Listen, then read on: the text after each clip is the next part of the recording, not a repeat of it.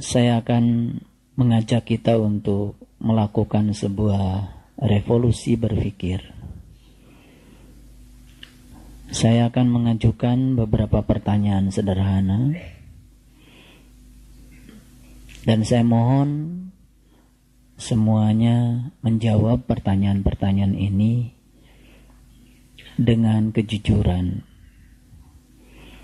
sehingga nanti kita akan mendapatkan suatu hikmah yang besar, dan kita bisa berhasil melakukan sebuah loncatan pola pikir dari pola pikir yang biasa ke pola pikir yang luar biasa. Ini kaitannya dengan Quran surat Ibrahim ayat yang ke-10 dan selanjutnya. 3 pertanyaan mendasar yang harus dijawab pada permulaan kajian ini. Yang pertama, pertanyaannya, kapan saat yang paling penting? Kapan saat yang paling penting? Tidak usah melihat kiri kanan, dan dijawab oleh diri sendiri. Kapan saat yang paling penting? Karena kita ngaji sudah cukup lama, jadi sudah saatnya saya memberikan ujian. Tapi tidak perlu dikumpulkan. Pertanyaan yang kedua, siapa yang paling penting? Tentu saja di dalam kehidupan ini. Ya. Jadi pertanyaan yang pertama tadi itu, kapan saat yang paling penting di dalam kehidupan kita masing-masing? Yang kedua pertanyaannya, siapa yang paling penting dalam kehidupan kita masing-masing? Dan pertanyaan yang ketiga adalah, apa yang harus kita lakukan yang paling penting di dalam kehidupan ini? Apa yang harus dilakukan yang paling penting di dalam kehidupan ini? Silakan semuanya menjawab. Boleh ditulis jawabannya, atau boleh juga ditulis di dalam pikiran saja. Silakan jawabnya yang bagus, pakai hati. Sekali lagi, ini pertanyaan sederhana, tapi saya akan mengajak kita untuk melakukan sebuah loncatan berpikir dari hal yang biasa ke hal yang luar biasa. Ini ada kaitannya dengan ayat 10 Quran surat Ibrahim yang akan kita kaji malam ini. Selanjutnya saya akan menjelaskan jawaban saya. Mohon maaf kalau agak beda dari yang lain, karena memang saya suka beda. Tapi insya Allah semua jawaban yang tadi akan terangkum dalam jawaban saya. Mungkin pernah naik Metro Mini, lalu ada tulisan, hari ini bayar, besok gratis. Pernah itu? Ya. Besok begitu naik lagi, hari ini bayar, besok gratis. Di saat lain naik lagi, hari ini bayar, besok gratis. Bayar terus kan? Oke. Karena gratis itu besok. Jadi maksud saya. Oleh karena itu kalau saya ditanya, kapan saat yang paling penting? Jawabannya adalah saat ini. Makanya saat ini, kalau dalam bahasa Inggris kan the present. Betul ya? Present itu apa artinya? Present. The present. Apa present? Present itu hadiah. Ya kan? Bukan. Bukan. Kalau kita lihat dalam bahasa Inggris, ya, betul, kita kan selama ini tahu the present tense, saat sedang berlangsung. Kalau past tense, itu sudah. Kalau future tense, yang akan datang. Tapi kalau kita lihat, present itu sebetulnya hadiah. Oleh karena itu, maka saat ini adalah hadiah. Kalau kita ingin tahu, apa sih hadiah yang paling besar untuk kita? Jawabannya adalah saat ini. Kenapa? Karena yang setelah berlalu, itu tinggal sejarah. Tadi yang menjawab, saat dimana saya akan, itu nanti. Akan tercapai belum? Belum tentu. Sebetulnya saat yang paling penting adalah saat ini. Ngerti? Belum ngerti juga. Sabar. Ini loncatan berpikir masalahnya. Kemudian kalau saya ditanya, siapa orang yang paling penting? Saya tanya orang kok. Siapa orang yang paling penting dalam kehidupan saya? Saya akan jawab, orang-orang yang sedang dekat dengan saya sekarang. Sebab saya tidak hidup di masa yang akan datang, saya juga tidak hidup di masa lalu. Saya sedang menghidupi hidup bersama dengan orang-orang yang ada di sini saat ini. Saya mau bahagia, saya mau sedih, sekarang. Kalau saya mau sedih, udah kelahi aja kita semua di ruangan ini semua. Betul nggak? Kalau saya ingin bahagia, mari kita senyum-senyuman semua, saling menghargai, saling peduli. Saat ini juga kita bisa bahagia. Betul? Kalau saya ditanya, pertanyaan yang ketiga, apa yang harus saya lakukan yang paling penting dalam kehidupan saya? Tentu saja, saya harus peduli pada orang-orang yang sedang dekat dengan saya sekarang. Ada yang punya suami dan suaminya tidak ada di sini sekarang. Ada yang punya istri dan istrinya tidak sekarang di sini sekarang. Kalau ditanya siapa yang paling penting? Yang paling penting yang ada di sini sekarang. Karena kita sedang berbagi kehidupan dengan orang-orang yang ada di sini sekarang. Paham maksud saya? Oke. Begitu keluar dari tempat ini, ada yang naik mobil bertiga, ada yang naik Metro Mini bersepuluh. Tanya lagi pada diri kita, kapan saat yang paling penting? Jawabannya apa? Saat ini. Saat ini yang sudah berlainan dengan yang sekarang, tapi tetap saat ini. Betul. Siapa orang yang paling penting? Orang-orang yang sedang satu mobil dengan saya. Apa yang harus saya lakukan yang paling penting? Saya peduli kepada mereka dan melakukan yang terbaik untuk mereka. Besok jam 5 pagi bangun dari tidur. Tanya lagi diri kita, kapan saat yang paling penting? Sekarang. Siapa orang yang paling penting? Adalah orang-orang yang sedang dekat dengan saya sekarang. Apa yang harus saya lakukan yang paling penting? Melakukan sesuatu kepada orang-orang yang terdekat dengan saya sekarang. Munculkan pertanyaan ini setiap kapan saja, maka kita akan tahu bahwa saat di mana kita ada itu adalah saat yang paling penting. Akhirnya semua tempat menjadi penting. Semua saat menjadi penting. Betul? Dan semua orang yang sedang dekat dengan kita menjadi orang yang paling penting. Dan akhirnya semua kita akan melakukan hal yang penting dalam hidup kita. Maka kita insya Allah akan menjadi orang yang penting. Ketika bangun dari tidur jam 12 malam, tanya diri kita, kapan saat yang paling penting? Sekarang. Ketika kita memunculkan pertanyaan ini setiap saat, kapan saat yang paling penting? Beranikah kita menyia-nyiakan waktu? Karena semua waktu menjadi waktu yang penting. Kemudian, siapa yang paling penting? Lagi sendiri. Tidak ada siapa-siapa. Dapat tugas dari guru untuk melaksanakan nembah jati malam. Lakukan hal yang paling penting. Karena saat itu kita harus melakukan pelayanan untuk diri kita sendiri. Hal yang paling penting. Baik. Sekali lagi, saya bertanya, kapan saat yang paling penting? Jawabannya apa? Saat ini.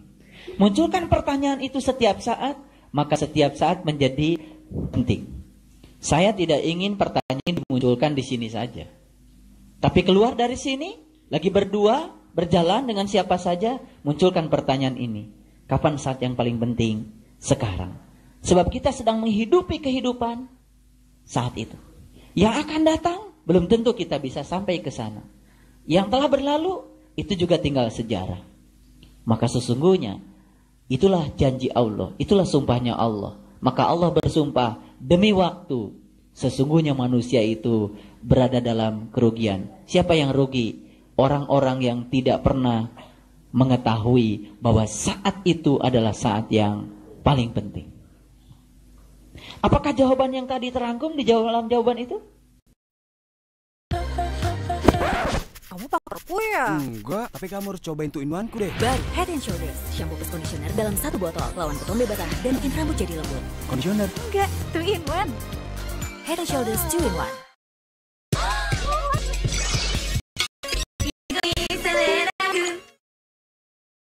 Terangkum. Saat dimana ayahanda sedang menemuinya. Itu saat yang paling penting. Kapan itu terjadi? Saat ini. Saat ini yang lain. Betul? Jadi saat ini. Jadikan semua adalah saat ini. Makanya ilmu yang ada di Metro Mini itu luar biasa. Hari ini bayar, besok gratis. Begitu baca lagi, hari ini bayar, besok gratis. Kapan kita gratis? Karena akhirnya semuanya bayar. Ya. Makanya supir Metro Mini itu kan bakal duluan masuk surga. Karena telah begitu dia nyetir, itu membuat orang semuanya istighfar, kemudian baca kalimat thayyibah gitu kan. Mungkin la ilaha illallah, mungkin subhanallah. Ya. Beda kalau supir BMW. Malah tidur kan penumpangnya. Iya. Makanya kalau ingin banyak istighfar itu naik Metro Mini. Astagfirullah. Ya kan? Banyak ngerem. Baik, saya teruskan. Jadi sebetulnya tujuan saya memunculkan pertanyaan ini untuk membuat agar setiap saat menjadi penting. Kapanpun kita bersama siapa, dia menjadi orang yang paling penting. Kapanpun, dimanapun, dengan siapapun, kita akan selalu melakukan tindakan yang paling penting untuk mereka. Memberikan pelayanan, kemudian kita memberikan senyum, membahagiakan mereka, disitu letaknya kebahagiaan. Sampai di sini bisa memahami. Baik. Bagaimana supaya kita setiap saat itu bisa menjawab 3 pertanyaan tadi? Kapan saat yang paling penting? Siapa yang paling penting? Dan apa yang harus kita lakukan yang paling penting? Maka setidak-tidaknya kita harus punya 4 bekalnya. Bekal yang pertama adalah, atau boleh dikatakan bukan bekal ya, tapi kalau seseorang itu selalu memunculkan 3 pertanyaan penting di dalam dirinya, maka akan muncul yang pertama adalah selalu merasa berkecukupan setiap saat. Baik, saya mau tanya sekarang, ada yang suka masuk angin? Ada. Kapan terjadi itu? Kalau perutnya kosong, salah siapa itu? Masuk anginnya sekali, 2 kali, 10 kali, 100 kali. Oh, berarti perut kosongnya sering ya? Nggak apa-apa. Memang kita kan suka begitu, ya, melakukan hal yang salah berulang-ulang. Tapi intinya bukan itu. Ketika cuaca buruk, mungkin saja ada orang punya tubuh sangat terpengaruh oleh cuaca buruk. Karena ketahanan tubuhnya tidak kuat. Betul nggak? Ketika ketahanan tubuhnya tidak kuat, maka dia menjadi rentan terhadap penyakit. Kenapa ketahanan tubuhnya tidak kuat karena dia tidak bisa menjaga ketahanan tubuh. Salah satunya tadi sering perut kosong, ya kan? Atau mungkin makan sih makan tapi nggak disiplin, ya kan? Tidak pernah memperhatikan keseimbangan gizi, ya kan? Dan lain-lain, tentu saja banyak hal. Tapi intinya, ketika tubuh kita rentan terhadap penyakit, daya tahan tubuh kita itu menjadi sangat buruk ketika cuaca buruk, maka dengan sendirinya cuaca buruk menjadi sangat mudah berpengaruh terhadap kesehatan kita. Bagaimana caranya supaya cuaca di luar kita yang buruk tidak berpengaruh pada kesehatan tubuh kita? Satu-satunya cara adalah meningkatkan ketahanan tubuh kita. Paham? Oke. Cuaca buruk saya umpamakan saja kehidupan. Di luar kita itu tidak selalu baik kehidupan. Tidak selalu positif kehidupan. Tidak selalu menyenangkan kehidupan. Dan tidak selalu kehidupan itu memberikan apa yang kita ingin. Lalu ketika kita mendapat yang tidak kita ingin, anggap saja di luar diri kita sedang ada cuaca buruk. Di dalam diri kita ada yang bernama jiwa. Yang jiwanya ringkih. Gampang masuk angin. Otomatis ketika di luar dirinya ada sesuatu yang buruk, dalam tanda kutip yang ada di pikiran dia saja buruk. Sebetulnya baik buruk itu tidak pernah ada di semesta ini. Yang ada adalah peristiwa. Yang mengklasifikasi baik buruk kan pikiran kita. Otomatis jiwa kita akan rentan terhadap penyakit. Penyakit jiwa tentu saja. Betul? Oke. Maka tugas kita adalah mengelola baik dan buruk itu secara harmoni. Lampu ini nyala nggak lampu? Kenapa nyala? Ya? Ada setrum. Kenapa setrumnya bisa ada? Ada? Ada? Ada generatornya. Generator itu menghasilkan positif dan negatif. Betul? Sama seperti baterai, ada positifnya, ada negatifnya. Kalau baterai positif saja, nyala nggak lampu? Kalau baterai negatif saja, nyala nggak lampu? Ya enggak. Jadi sebetulnya positif dan negatif di semesta ini justru untuk membuat agar lampu kita menyala. Kalau kita bisa membuat yang positif dan negatif itu menjadi harmoni. Jadi ini bisa nyala karena apa? Positif dan negatifnya itu dikelola sedemikian rupa sehingga menjadi harmoni, akibatnya nyala. Nah coba, lampu yang ada di dalam diri kita, kapan dia nyala? Ketika hidup kita positif terus? Enggak. Ketika hidup kita negatif terus? Makin gelap. Ketika kita bisa melampaui positif dan negatif dengan cara yang sama, lampu kita pasti akan tetap nyala. Sering gelap lampu kita? Sering. Kenapa itu? Koslet.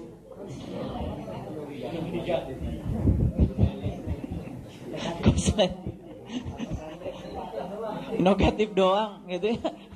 Nah, jadi makanya itu. Jadi sebetulnya kita itu tidak perlu kaget kalau dalam hidup ada positif dan ada negatif. Sebab itu bisa membuat lampu kita menjadi nyala.